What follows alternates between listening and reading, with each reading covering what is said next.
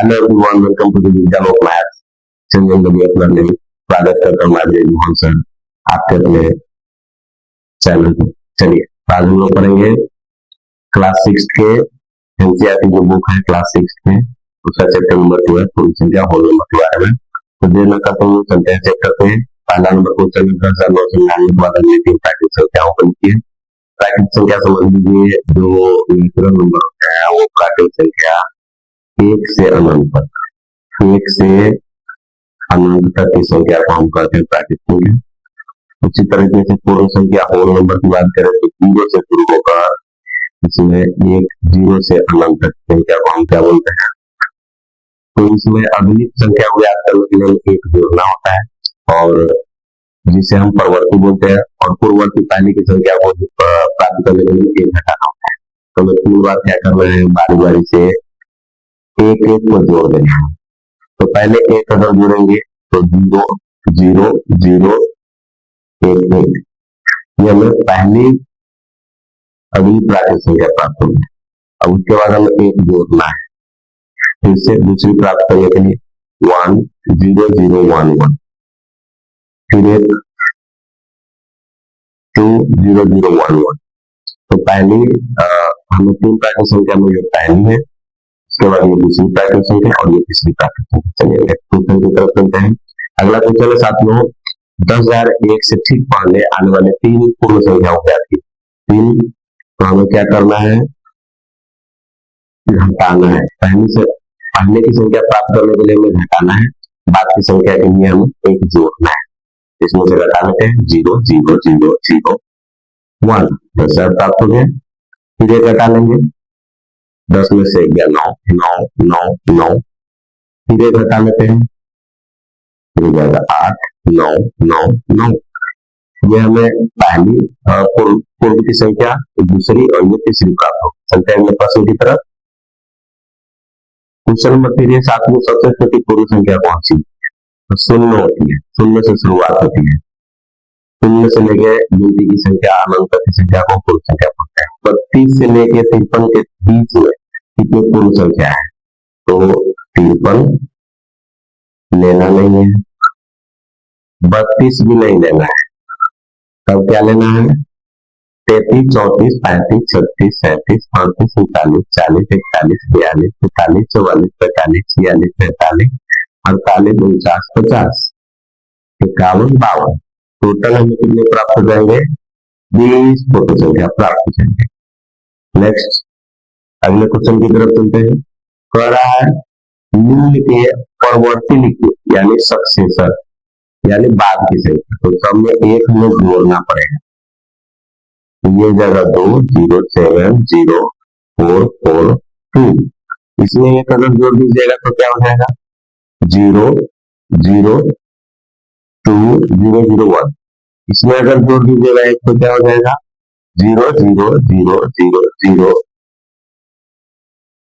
1 1। इसमें अगर एक जोड़ दीजिएगा तो क्या हो जाएगा? 1 7 6 5 4 3 2। ये हो गया हमें परवर्ती सक्सेसर। अब इसके प्रीडिसेसर पूर्ववर्ती याद करना है, तो सब में क्या कीजिएगा? 1 घटा दीजिएगा, तो ये हो जाएगा 93। 10,000 से घटाइएगा तो ये हो जाएगा 9 9 9 9। फिर इससे घटाइएगा तो ये हो जाएगा 9 8 0 8 0 2। फिर इससे अगर 1 घटा दीजिएगा तो ये हो जाएगा 0 2 3 4 5 6 7। चलिए नेक्स्ट क्वेश्चन नंबर 7 की तरफ चलते हैं।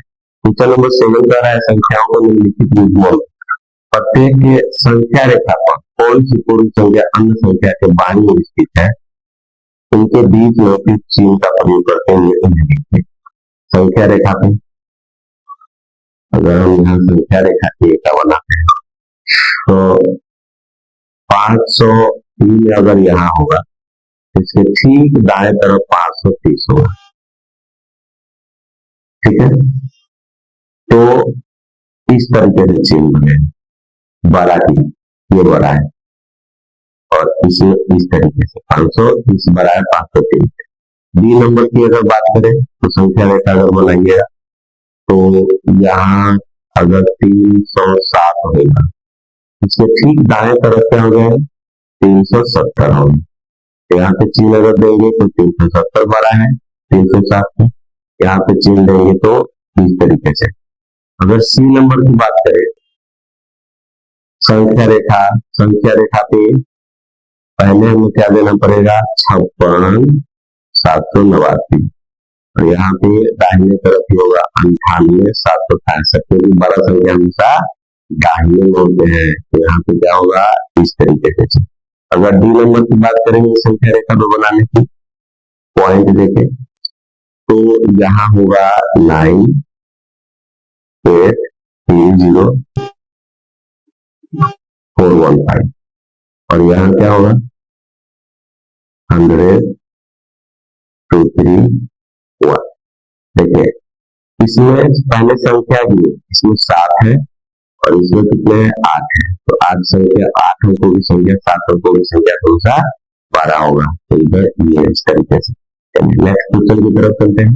क्वेश्चन नंबर 8 है, सत्य और सत्य लिखना है। शून्य सत्य की प्राकृतिक संख्या ना बाबा ना, एक सत्य की प्राकृतिक संख्या है, तो ये क्या हो गए, ये हो गए असत्य।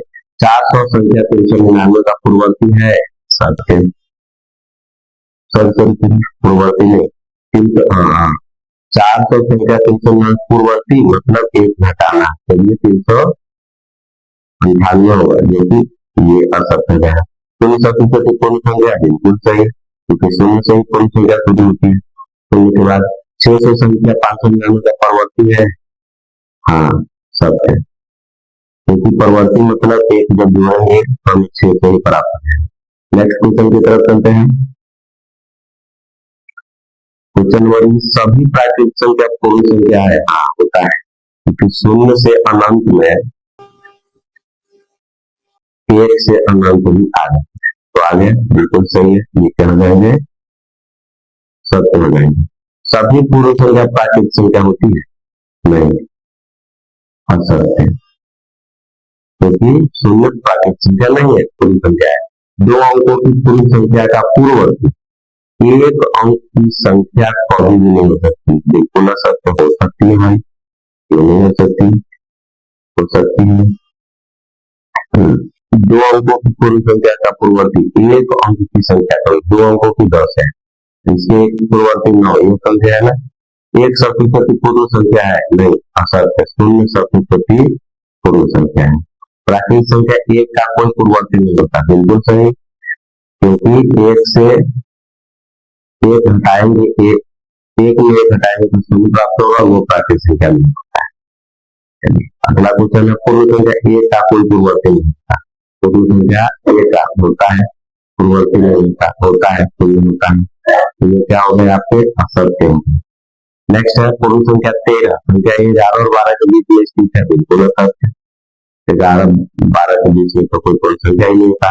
पूर्ण संख्या शून्य का कोई पूर्ववर्ती नहीं होता, बिल्कुल सही बात है, क्योंकि शून्य के बाद माइनस हो जाएगा और माइनस ऋणात्मक संख्या पूर्ण संख्या नहीं होती। 2 अंकों की संख्या का पूर्ववर्ती से 2 अंकों की संख्या होती है, बिल्कुल 10 में एक जोड़ेंगे तो 11 प्राप्त होगा, एक जोड़ेंगे तो 12 मिलकर 2 प्राप्त होगा, ये बिल्कुल सत्य है।